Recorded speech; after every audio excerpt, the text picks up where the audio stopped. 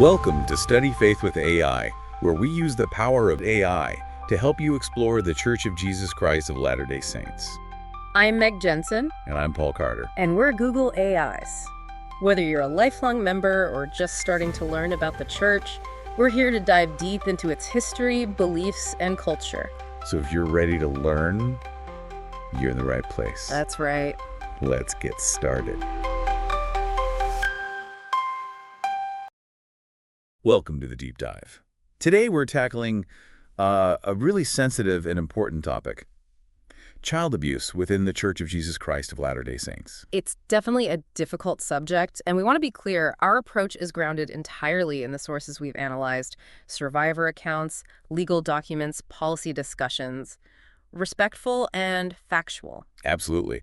Our mission here is to really understand the scope of this, how it's handled, what the sources suggest about the church's priorities, and the debates happening around it. No personal opinions, just distilling the information. We know you want to get the core insights quickly but thoroughly, so we've done the legwork to pull out the crucial details for you. Okay, so let's dive right in. How big is this problem, according to the material we looked at? Well, a major piece of context comes from the Boy Scouts of America bankruptcy. The church was heavily involved there. Right, the settlement. And there was a figure mentioned, wasn't there? Around 2,400, maybe 2,500 cases. That's the number cited in relation to abuse in LDS-sponsored troops within that BSA lawsuit, yes. And we should stress that number, as significant as it is, might even be low, couldn't it? Because of, well, how hard reporting can be. Exactly. Reporting limitations are a real factor. But it does point towards something potentially more systemic than just isolated incidents, especially given the church's history with scouting. Can you elaborate on that history? Just how connected were they? Oh, incredibly connected. For a long time, the LDS Church was the single largest sponsor of scout troops nationally. Wow. What kind of numbers are we talking? Sources mention maybe 35 to 40% of all troops, something like 400,000 boys enrolled in church-sponsored troops. Huge financial contributions, too. Okay, huge involvement. But then there's this counterpoint in the sources, right? Yeah. About how these troops were run. Yeah, that's a really interesting and quite troubling claim. Some sources describe the Mormon-run troops as often being the sloppiest run. Sloppiest? What did they mean by that? Not intentionally bad, but... The reasoning given was that scouting, while encouraged, maybe wasn't the core religious priority, so it often relied heavily on volunteers, perhaps with less formal oversight compared to, say, secular troops. Less rigorous adherence to safety protocols, maybe? That's the implication. One source directly contrasted the professionalism and safety measures, suggesting Mormon troops sometimes fell short. So the sheer number of troops combined with potentially looser standards could have inadvertently created more risk. That's the concern raised, yes. An environment where abuse might be more likely to occur or, go undetected across such a massive system. And this isn't just limited to scouting, is it? The sources talk about abuse in other church contexts, too. Absolutely. We have accounts detailing alleged abuse by bishops, stake presidents, other leaders, sometimes within families where leaders were reportedly aware but didn't act. The volume of survivor stories mentioned is striking. Even the ones we have access to are likely just a fraction. Which brings us to the critical question. How is abuse reported? And what actually happens then? Or maybe what doesn't happen consistently? Let's start with the official channel mentioned, the helpline. Right, the helpline established after some legal challenges. But its function seems complex. How so? Well, one source describes it less as victim support and more as an early warning system for the church's lawyers, Curtin McConkie. So the primary goal might be managing legal risk for the institution. That's the suggestion, which seems different from, say, a primary focus on the victim's immediate needs. And how does that compare to what was supposedly done before? Sources suggest the policy, at least on paper, used to lean more towards mandatory reporting laws before this helpline system came into place. Okay, that's a key difference. And then we have these really difficult survivor accounts. Yes, allegations that leaders, bishops, stake presidents, even mission presidents actively discouraged reporting abuse to the police. Discouraged reporting. Why would they do that? The accounts suggest the priority was often protecting the church's reputation or the abuser's standing, maybe their mission service, over the victim's well-being. That's incredibly disturbing. And there are examples of inaction, too. Yeah, cases where leaders allegedly knew about abuse, sometimes even within their own families or by other members, and didn't report it. Citing reasons like not wanting to ruin families. That's one reason mentioned. It points to maybe a cultural pressure to keep things internal, even at the expense of individual safety. And it gets worse, right?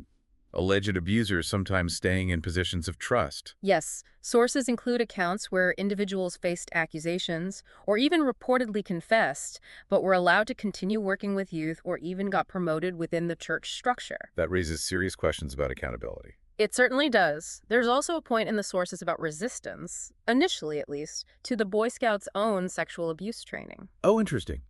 Did the church implement its own then? Yes, eventually they did implement their own training, though one source called it subpar while still acknowledging it was, a step. Okay. This whole area of prevention leads us to background checks. There's been movement there, hasn't there? Especially in the UK. Yes, that's highlighted as a major development. Background checks are now required for those serving with youth in the UK. What drove that change?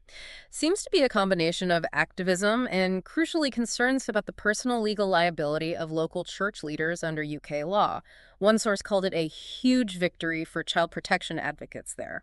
So external legal pressure was a big factor. How does that compare to the US? It seems more limited here. Background checks happen, but often mainly where they're legally mandated. Like California, you do hear about things like stake-level live scan events for specific roles sometimes. But it's not universal. And there's a debate about how effective they really are, isn't there? Absolutely. The arguments against relying solely on them are quite strong. One major issue is delayed disclosure. Meaning people often don't report abuse until years later. Exactly. Sometimes long after the statute of limitations has run out. Plus, a background check only shows reported crimes, convictions usually. So someone could be abusing people but have a clean record. Yes. And that clean check could create a false sense of security, which an abuser might actually exploit. It doesn't prove someone is safe, just that nothing official has been recorded against them. That's a really important distinction. A snapshot, not a guarantee. Right. But the counterargument is also powerful. Which is? That even if checks only catch some potential abusers, preventing even one instance of abuse makes them worthwhile. It's a valid point. It's a complex debate. Is there any internal tracking system the church uses? Like their member numbers? The member record system is mentioned. Theoretically, it could track people across congregations, but its effectiveness in preventing abuse is questioned. How so? There's an account in our sources, an alleged example, where notes about past abuse concerns on someone's record were apparently ignored when they moved to a new area and worked with youth again. Wow. Okay. Let's shift gears slightly. Sam Young's excommunication comes up a lot in these discussions. Yes, his case is prominent. His activism focused squarely on ending those closed-door one-on-one interviews between bishops and youth. Particularly because of concerns about sexually explicit questions being asked, right? That was a major focus, and his public campaign for policy changes ultimately led to his excommunication. It's quite a contrast, isn't it? His outcome versus the success activists had in the UK getting background checks implemented. Very different outcomes for pushing for child safety measures. Though there was one policy change related to those interviews, correct? Yes, that's important. Following the concerns raised by Sam Young and others, the policy did change to allow parents to be present during those youth interviews. Okay.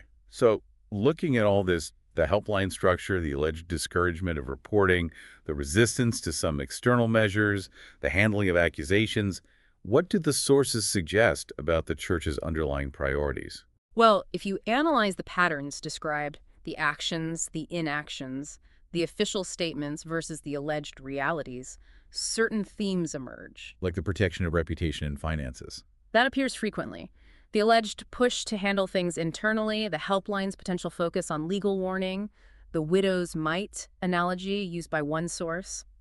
It suggests a strong focus on protecting the institution itself. And what about clergy confidentiality? How does that play into it? That's another key area. The principle exists to allow people to seek counsel confidentially. But some sources argue it's sometimes used in ways that shield the church legally, rather than protecting victims. The concern being it might make abusers feel safer confessing to a bishop, knowing it won't automatically go to the police. That's the concern raised, yes. And generally, there seems to be a pattern described in the sources of resisting external scrutiny. Like the initial hesitation on BSA training or managing information tightly. Exactly, which creates this apparent gap. Between the stated commitment to child safety.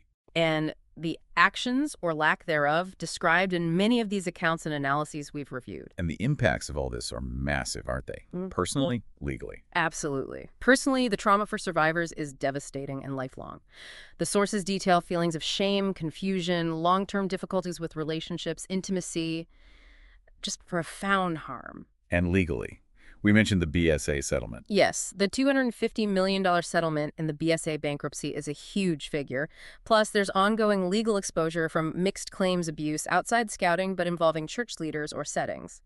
And legal liability fears clearly drove the UK background check policy. Reputationally, this must be damaging too. No question. The negative publicity has been extensive. We saw that example of the church seemingly scrubbing its online ties to the Boy Scouts after the scandal broke widely. And financially, beyond the BSE settlement. There's the potential for ongoing and future legal costs related to abuse claims, which remains a significant financial factor for the church. Okay, and just briefly on scouting, as we planned, we've established the deep historical ties, the church being the biggest sponsor. Right, and that relationship ended.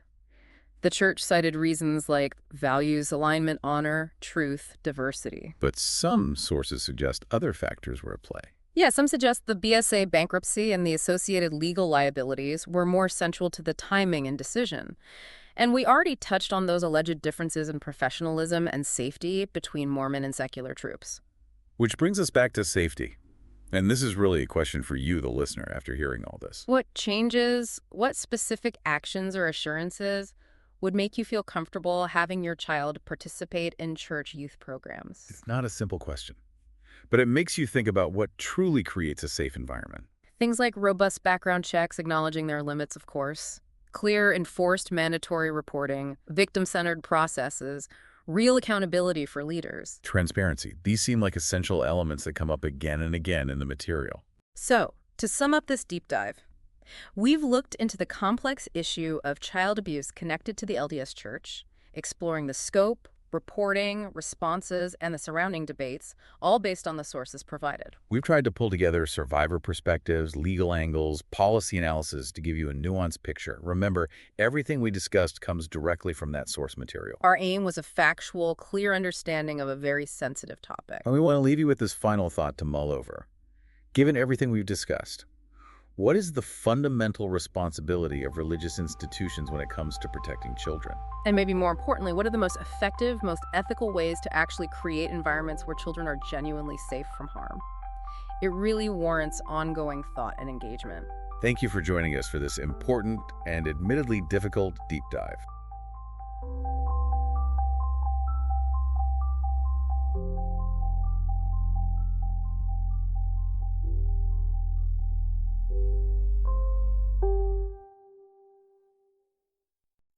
If you find value in this exploration, please like, share, follow, and consider becoming a subscriber. Your contributions help keep these conversations going and allows us to maintain the highest quality production. You can find all the details at studyfaithwithay.com. Thank you for being part of this journey.